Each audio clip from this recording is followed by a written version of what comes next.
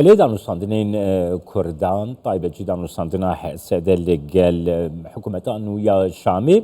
نونری انجمن سوریه دموکراتیک مسده لج سلیمانی هوشنگ درویش میوانی منه سلاف بوده که هوشنگ جوینا دوهی لگل احمد الشرح چاوا در باز بیندان بنا حسده و الشرده سلاو رز کاک جمالشتره زانه براستی دویم بیجن بفرمیش خو حیانا نه حسده و نه دستلات آل شامی نه احمد شرعی تشکی فرمی نگوتن نت جبینه که بیرنگی چه بوی لیوک مدیم شوپان سر راگیاندنه و سر هنگ منصات اعلامی و سر سوشال میدیا جش خو بلا بو اف لیاف دویم زانه نتشکی نهی یعنی دست بك وقت يعني دستيا تحرير الشام يرشكر سر سوري جبروا خالدنا رجيمي او بحقيقة بيواندين يعني نمباشر بون حلبة بي دست بكر يعني او زياتر جبو باراستنا اخر كيما بول قررك اشرفية وشيخ مقصود لي بشتي وينا شخونا راسنا يعني برنج كينا مباشر تكلي القال دستا تحرير الشام بردوام بو دريا امريكا دبو هن نامه هبون بردوام لي بيرنجي وادياره لغور تدي لدوانا القال احمد شرع تشيبو يعني هنك بيامن ايجابي بو برانبرين قصدي قصدي جهر جارا يكي هلويستا خبرنج كي زلالي دا جو ام بكرين ام كيكي هو شنجو او كيكو شنجو بيامين ايجابي او بيامين اريني احمد الشرح تشبونا يكون بك اريني بنافتكن زانه ما بستعملش بياما اريني بتمامي شي كاك جمال بلي بياما يعني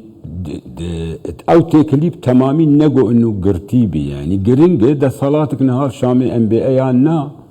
ده صلاتك امري واقع راست شرعيتك دستوري تنا قانوني تنا جواكي تنا لبدو بي امويج اعترابك ام بي او هبو ناوي نهار شامي هي بيويسته جي بحكم با متغير قران كارينك سياسي ولشكري بو ناف سوري ده بيويستك دانوستاندنك ببه تشتغل جماعة أمجيل سرميزة دينين وتشتغل جماعة جيل سرميزة دينين ليه وقت بياما مجو كرد بشكل نسيجة بشكل سراكين نسيجة سوري وهرجو يعني دانوستاندني كي ودنا مو قصد شيء به أو مدي باش يعني هنقاوكي باش ليه النابي أفشار سر نا يعني براستي قالك خالن أنا قالك شدي بين قالك خالي قرين جيل بيشامي قصدي بالسراسي عسكري بالسراسي سياسي به هبونا قصدي وبشرنجي قصدي منظومة يا سيستم برا ام بيجن برجريا سوري ده به هيكل يا قصدي ويشلو يعني قالك خالد يعني دباوريا مده يعني بيويستامه بدمك دودريش هي لي انا شكارم بيجم افهنداف گرینگ بو زمینک بو يعني حاضريك بو زمینک يرم رو کار به هدي گفتگو بکل سر خالن پیوست گدنا مو د صلات شامي دانوستندل سر كيكي وشنها مثلا جالي درزيان ده هر ايرود نوچي مدشي در باس بو درزين سوريا مثلا ديفيجن حتى كو ما في بيكاتيان ده دستورك سوريا ده garanti نبا ام چكان نادينن و يعني حكومة سوريا إيرو حتى نهاجي يعني نا حكومتك ديمقراطيك ونا حكومتك السيفيلة جوهاتية حل بجارتن جالي كردا والجورا بحوريا ودري شاواب. أنا زاني كك جمال بيبا يعني أبايا مناقشة جيرنا بي قصد جيغوتي يعني شكل جمع خطا صورة بري تشك بيدانين قابن هند بي او قاب بدرجة يكيب جي بي آيكيد بي كونغركين اجتماعي سوري همه بيكاتين سوري تيدندري بشدار بن دود بي پیمانكي جواكي دستورا سوري بين ويساندن ما في كردا همه بيكاتين سوري جدوي دستوري دي جي بي يعني انا اگر امر رنگ نقشا عسكري بنرن نقشا لشكري بنرن باكر روجلات سوريا وش قصده اللي اگر نافچا تنف هي ناف عراقي اردني سوري دي او جي ارتش كلور نابي ارتش آزاد اگر تدقت بدد لسويدا ايرو وقت كرم كرت تد بري انا جي گوش خود نشرا خود رد ندانگ دا صلاة شامي بري خود بد سويدا جي پارزگار سويدا هيزك عسكري هل ورجي آماده هي المنطقة عزاز جرابلس اف جروبين چقدار دا حمد تركيا بال پشت جيره وانا جي وقت امزانن هيرش دكسر پردا تشرينه وقرقوزاقه ابانا حمجي نقو حيانها يعني بالتمامي نكتن بن شتر ياسي برا دا صلاطان هالشامي تي چلو در رنگ کی يعني د نقشاك سياسي في رنگي تي رابط چكي خودين پيويست وقت مگو هنگاوين سركي هنه دوي تي دلنيابون کے هيوي کے لجم حمي پيكاتين سوري بكه دوی همه از دیس تأکید سرویت کم چه هیزین چکدار هنه چه هیز تب هیئت تحریر الشام همه چک خودینین و چاقه وزارتک برگری ببد دولت و وزارت دروس بکه بله نگو آنا ام دبینین يعني انا ام بالا خودینه انا قم دقت بدني چلو بويه يعني وزارت هيئة تحرير الشام وزارت دولت کے دروس دکے نہ دولت وزارت کے دروس دکے بفی رنگی آنا وقت وزارت آبرگری دا صلاة شامش وزیر کریے و قائد ارکان کریے هو شنگ آگادارن بلم كي هو شنگ نها مجاره گلک گرنگ طایبتی درایا گشتیا کرد و هر وها دوستین کردان جی یعنی دخوازن گو کرد باوایی کی یک ریز باوایی کی یک دنگ بقاربن شاندکی درست بکن او بی یک دنگی یک ریزی برانبری شامی رونن سرمیزه که او پروسه چاوا بریوه چه که هوشنگ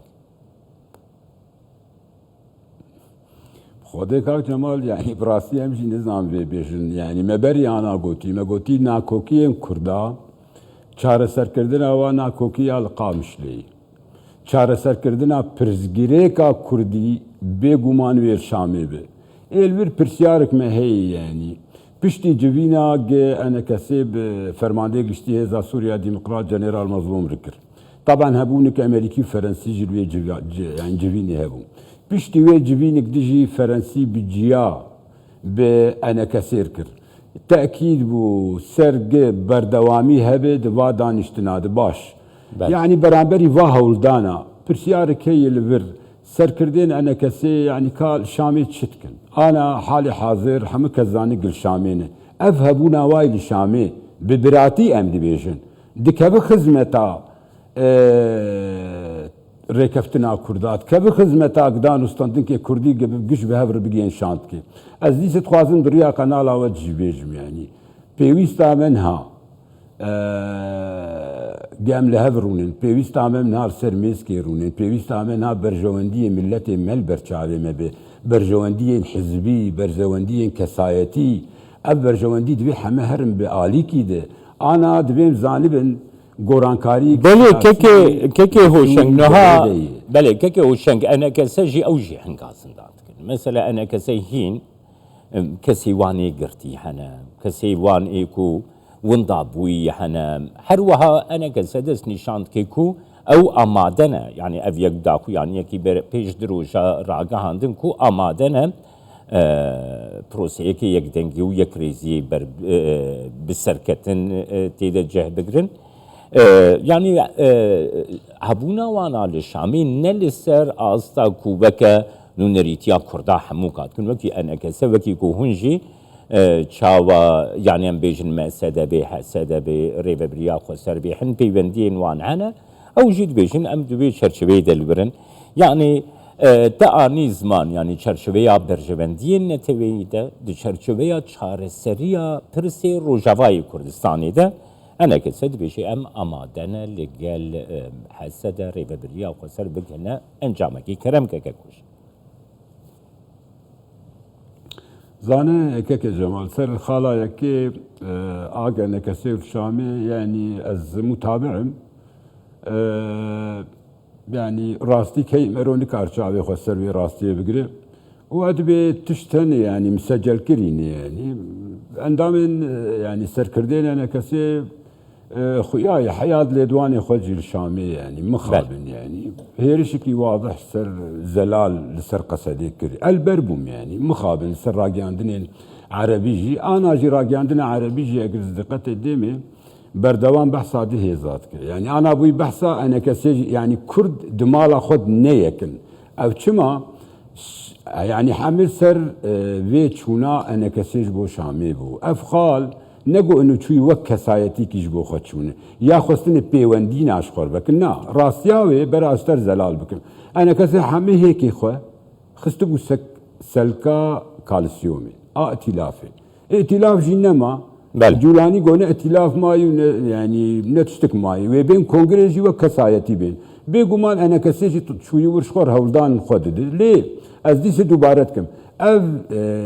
beram bir deftere vakt dibêjin cana dibêjin emero bitawîne yani xilafat beram bidin alî xalê girtiya kekê cemal xalê girtiya xemnake tiştil cemene kesê hene me ana got ev dî sidriya qenala wir bera kerem ki bêr ser mê zê rûnê ne heyan ha nayê rûn kekê hoşang tu dizanî kek hoşang dixwazim wê yekê ji te re bêjim yani cîhanê hemûkî de wisa çêbûye tu dizanî Gaba ku mirov di çerçeveya berjevendiyê xwe netewî de dixwaze yek rêziyekê yek dengiyekê pêk bîne wa xalên pozîtîv derdixê pêş wa xalên erênî derdixê pêş got bikaribe hevsengiyek nêzîkahiyek navbêna aliyan de çê bibe ne ku ew xalên wisa derbixê pêş ku mirov ji hev û dû zêdetir dûr bikeve ma ne wisa yekekê hoşe باش زاني كي جمال الخالق او جي بحث تكن سر مسألة قرتياي يعني بري انا جي قال لك كزاني بون يعني اتهام بو جوي شاغي جو انه كشت شهيد بونا مشعل تمو جيك دستي اداره يعني باكور رجلات السوري جمعوي شاغي دروج اباد انه دستي واتي دي بشتي وينا بلقدر كات و دستي مخابرات الجويه السوري تدبو يعني ده صلاه شامي بخوجي او تشو بلاكر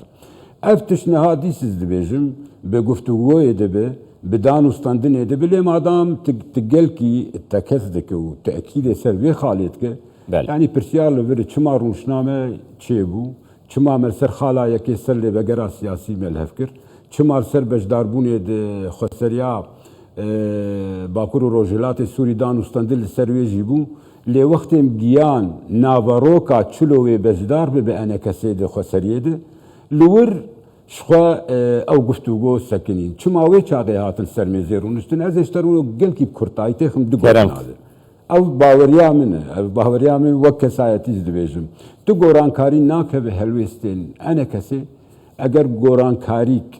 بهیزک هرمی برچاو دیار گورانکاری نکه به هلوستای برانبری تشتی گنهال باکور و روجاوای کردستانی دبی بێگومان تەسەورامێ وێ ئەنە کەسی سەروێ هەلوەستا خۆ لێ ئەس خوازم دی سدریا قەناڵەوە وێ نامێژی بدم ئانا وەک هەولدان الجەمەانێ کۆنگرێکی نەتەوی لە باکوور و ڕۆژهەڵاتی سووری چێ ببێ ئەو کۆنگرا نەتەوی وێ هەمە پارتی سیاسی ئەدبێ هەمە بێگومان هەولدانن ئەدبێژم وێ بفەرمی ئەنە کەسێژی داوەت ببژێرە چ پارتیە لژ دەروی پەیەنەکێ و ئەنە کەسێنیژی وێ بێن چه کسایتین سیاسی جواکی روشنبیر اکادمی و همه دعوت ببین جبو ام بهفر نه پیانکی بو ام همه بهفر بگین نرینی که هاو بش جبو سوریانه که اجنده مچبن ام چه شامیت خوازن و ام دست حالاتا نه سوری دم چلوت خوازن بله spasiyat etkem ki hoşang derviş ve enjümena Suriye Demokratik Meseder Süleymaniye gelme.